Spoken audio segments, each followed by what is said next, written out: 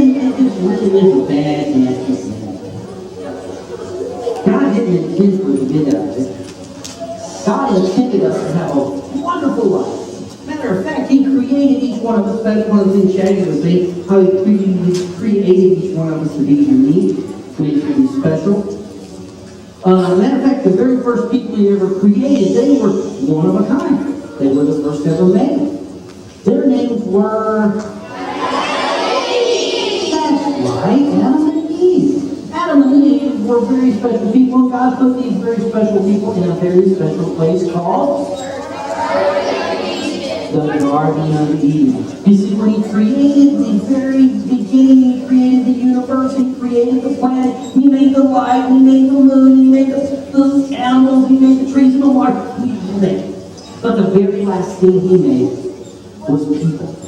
And those people were Adam and Eve. And He told Adam and Eve, He said, I want you to hang out in this garden. And Adam and Eve, I want you to name the animals, and I want you to take care of the garden. You have jobs, and that's to take care of what I gave you. This whole planet is yours, but it's your job to take care of it. So they're taking care of it. That's what they do. And they're taking care of the animals, and the Bible tells us that Adam named all the animals and all that. Now there was something else God told them. He says, Adam and Eve, in the garden, there are two trees. They looked at God and said, no, there's lots of trees, God. He said, yes, there's lots of trees, and you can eat from any of the other trees, but there's two trees. There's one of them you cannot eat from. One of them that you can't eat from is poison to you, and if you eat from this tree, you will die. So don't eat from this tree. The other tree is called the tree of life, and you can eat from it, and as long as you eat from that tree, you will always live. You will never get sick, you will never grow old. I'm looking for that tree because I'm getting old. But they can eat from that tree and always live forever, and God intended it that way. He intended us to get to live forever. You see, He created each one of us to be an eternal being. Eternal means forever. And believe it or not, you will live forever. Your body may fall off, but you will live forever. Because God created you that way. He created Adam and Eve that way. And He said, Adam and Eve, I want you to hang out in the garden and do all these great things, but don't eat from that tree. Now, one day, Eve's walking along, she's hanging out in the garden, she's doing her thing. And all of a sudden, she came across a nasty, slimy, icky old snake. How do y'all like snakes? Y'all are in the wrong camp. We don't have snakes here. Just people. But she's walking along and she sees a snake. I gotta do something for this little snake. I gotta do something else. But not Eve, she's cool. She got this one covered. She said, hey, snake. Snake said, hey, babe. Said, hey, babe, why don't you have some fruit out of this tree right here? He goes, no, we can't eat out of that tree. If we eat from that tree, God's going to die. It'll make God so mad that we die. I don't want to eat God mad. See, she only knew two people. She knew Adam and she knew God. And she liked God best, of course. She didn't have to tell God he'd take out the trash like 12 times. Adam wouldn't take out the trash, so she liked God better. But she said, I don't want to make God mad. And the snake says, no, Eve, here's the deal. God made you clean and pure.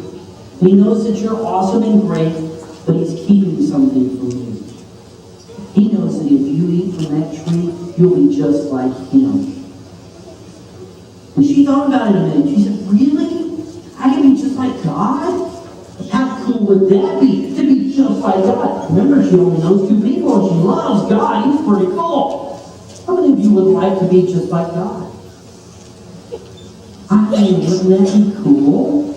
You know, the Bible tells us to be holy because Jesus is holy, to be holy because God is holy. That's our whole thing in life, is to try to be as much like Jesus as we can. And now Eve can be just like God. All she's got to do is eat up there and take this fruit. She thinks about it a minute. Really? I can be just by God? How cool would that be? You know what she did? She reached up there and she took the fruit off the tree.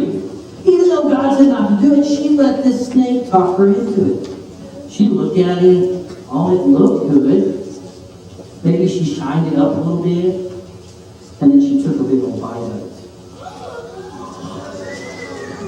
God said, don't do that! She did it. How many of you have ever disobeyed? I heard a lot of you gasp when I said she did it. You know, she did, she disobeyed. But wait a minute, you did too. We all do. And she did. She was the first one ever to disobey.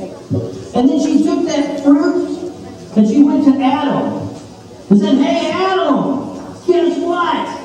And he looked and went, leftovers again? But he took it and he ate of it too. Now, I don't know about you, but I think if I saw that and saw somebody else that messed up, I'd be going, man, I'm not going to do that. But he didn't.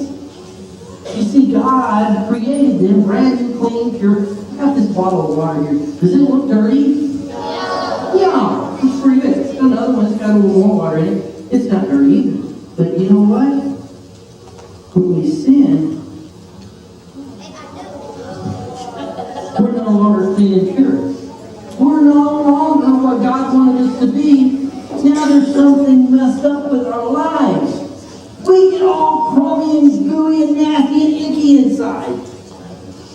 Well, so did Adam and Eve. Now, the Bible tells us that God came down to earth every day and he hung out with Adam and Eve. I think that would be cool. I think it would be so cool to get to hang out with God every day. How many of you have ever had a question and you didn't know the answer to the question?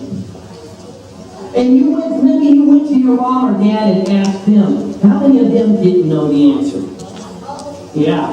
Maybe your question was about the Bible. How many of you have ever had a question about the Bible?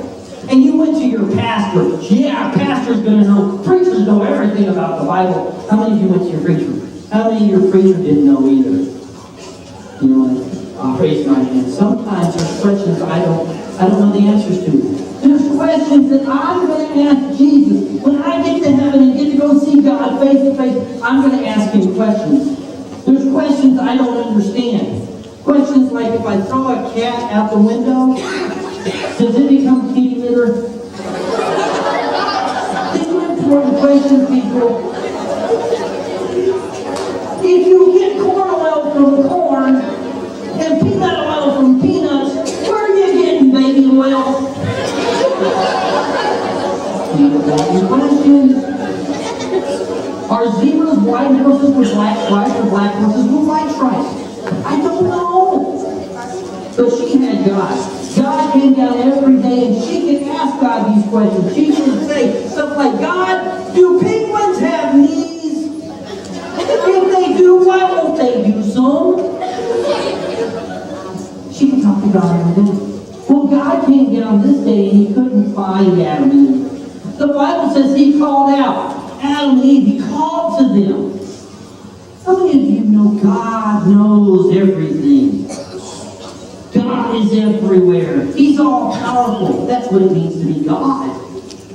He's omnipotent. That's the big preacher churchy word. But it just means he knows everything and he's everywhere. He's all powerful. But the Bible says in one of the first stories we read that God came down and he couldn't find Adam and Eve. That's kind of a hard thing to hear. Wait a minute, God knows everything. Why did he know where Adam and Eve is? Why did he have to call out to them? I don't have a real answer for that, but here's what I think maybe. The Bible tells us that sin separates us from God. It says that sin is something that's so nasty in God's eyes, he doesn't even want to look at it. You know, when I look at that, I used to be able to see through it, but now I can't even see through it. I can't see through the water anymore. I think that sin separated them from God, that he can no longer see them because they were disobeyed. It it separated them from God. So he called out to them, he said, Adam and Eve, and they come out. You see, what had happened was they ate the fruit, and now they became aware that they were naked.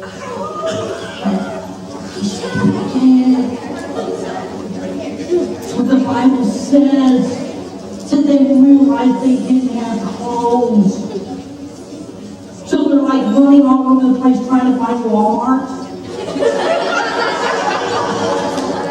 And all they can find is the dollar store. And nobody wants to wear those.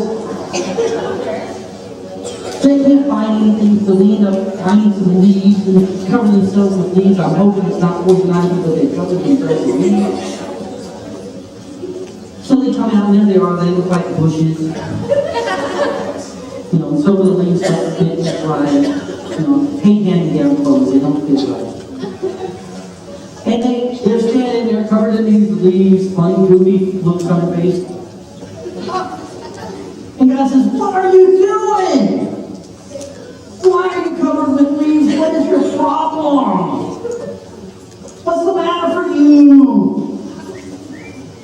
And they said, well, we realized we were naked. Who told you that? Well, you see, we ate from the fruit. You ate from the tree I told you not to eat from. Well, yeah, who told you to? Well, the woman you gave me, Eve told me. How many of you have ever done something wrong and you blamed it on someone else? Oh, yeah! I'm not taking away for you. It was his fault. He told me to.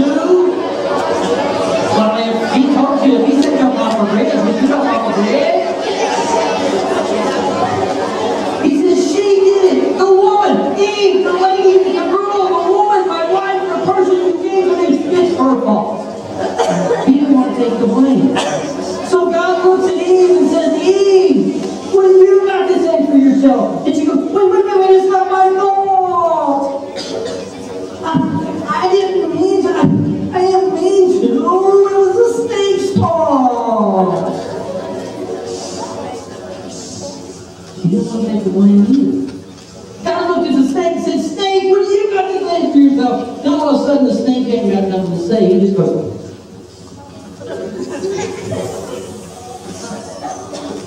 well, it's one of the first stories we read in the Bible. And it's a horrible story because it talks about how death and sin came into the world. And God didn't like that. God didn't want the world to be that way. He created the world to be an awesome place, filled with His glory, filled with His mercy, filled with His love and His grace. But now it's filled with darkness. You see, the first thing we ever hear that God said was, let there be light. And now the world is filled with darkness. It's filled with darkness because of the disobedience of two people. The entire world is filled with darkness. And God says, I don't want it to be that way. I created the world to be full of light. The first thing He said was, let there be light. So He said, okay, I'm going to do it again. I'm going to say, let there be light again.